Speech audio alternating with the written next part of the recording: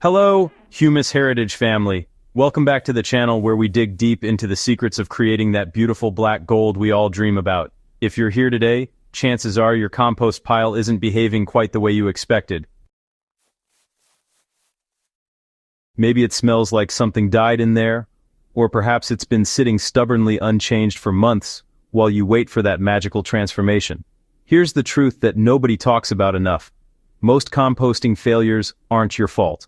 They're the result of outdated advice and persistent myths that have been passed down through gardening communities for decades. Today, we're setting the record straight so you can finally unlock the full potential of your composting efforts. Let's address the elephant in the garden right away. You've probably been told that composting is messy, smelly, and attracts every pest within a 5-mile radius. This misconception has stopped countless gardeners from even attempting to compost, robbing them of the single most valuable soil amendment they could create for free. The reality is dramatically different. A properly managed compost pile smells earthy and pleasant, like a forest floor after rain.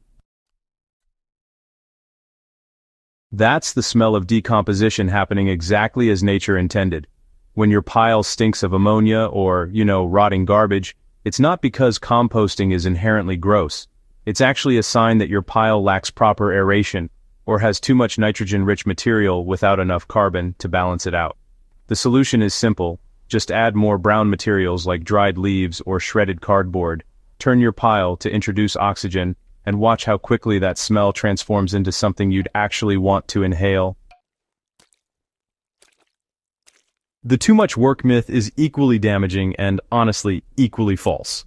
Yes, you can spend hours meticulously managing every aspect of your compost pile, but you absolutely don't have to. Some of the best compost happens with minimal intervention.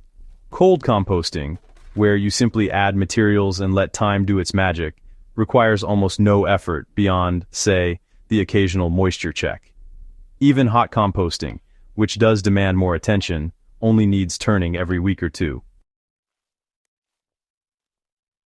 We're talking about 15 minutes of your time, not hours of back-breaking labor. The misconception that you need expensive equipment or special bins is perhaps the most unnecessary barrier of all. While tumblers and fancy systems can make the process more convenient, thousands of successful gardeners create phenomenal compost in nothing more than a pile on the ground or a simple wire mesh enclosure that costs less than a bag of store-bought compost. Now let's tackle one of the most limiting myths in composting, the idea that you have a narrow list of acceptable materials and everything else is dangerous or impossible to compost. How many times have you heard that citrus peels will kill your compost or that you should never add bread because it attracts pests? These rules are oversimplifications that don't reflect how composting actually works.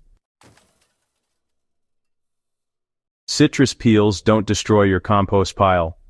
They contain D-limonene, which can temporarily slow down certain microorganisms, but in a healthy, active pile, this effect is negligible. The key is not adding massive quantities at once.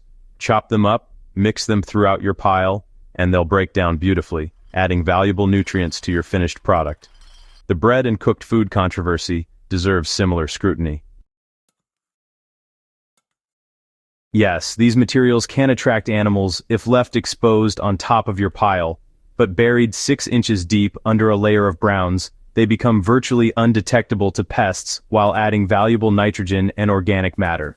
Even diseased plant material, which sends many gardeners into a panic, can be safely composted if your pile reaches thermophilic temperatures above 130 degrees Fahrenheit for several days. At these temperatures, most plant pathogens are destroyed. The real secret to expanding what you can compost lies in understanding the fundamental principle: maintaining the right carbon to nitrogen ratio, typically around 30 parts carbon to 1 part nitrogen. Alright, let's completely demolish the myth that successful composting requires a sprawling backyard setup. This belief has excluded apartment dwellers and urban gardeners from one of the most rewarding aspects of sustainable gardening, and, well, it's simply not true. Vermicomposting, using red wiggler worms in a compact bin, can happen right under your kitchen sink or even on a closet shelf. You see, A single modest worm bin measuring roughly 2 feet by 1 foot can process several pounds of food scraps weekly, producing both rich castings and potent liquid fertilizer. For those with a balcony or patio, compact tumblers measuring just 3 feet across can handle a surprising volume of material, while keeping everything tidy and contained. The technique, matters far more than the square footage. A well-managed small pile with proper layering, adequate moisture, and regular turning will outperform a massive, neglected heap every single time. Urban composters have pioneered incredibly creative solutions. Stacking systems that maximize vertical space, bokashi fermentation that pre-processes materials in sealed buckets before adding them to tiny outdoor bins, and even decorative containers that double as patio furniture while quietly transforming scraps into soil gold. The principle remains constant, regardless of scale. You're creating optimal conditions for microorganisms to do their work. Whether that happens in a 50-gallon system or a 500-gallon operation, the biology stays the same. Finally, we need to address the most discouraging myth of all, that compost takes forever to finish. Many gardeners abandon composting after watching their pile sit unchanged for 6 months or more, assuming this glacial pace is just how it works. In reality, hot composting can produce usable compost in as little as 4 to 8 weeks when conditions are optimized. The key factors are moisture content around 50 to 60%. Think of a wrung-out sponge. Particle size that's been chopped or shredded to increase surface area for microbial activity, proper aeration through regular turning, and that critical carbon to nitrogen balance we discussed earlier. Each time you turn your pile, you're introducing fresh oxygen that feeds aerobic bacteria, the workhorses of fast decomposition. You're also redistributing moisture and moving cooler outer materials into the hot center where decomposition accelerates. Temperature monitoring reveals when your pile needs attention. When it drops below 90 degrees, it's time to turn. Building your pile to optimal size, roughly 3 feet cubed, ensures it generates and retains enough heat to cook efficiently. Smaller piles struggle to maintain temperature, while enormous piles can become anaerobic in the center.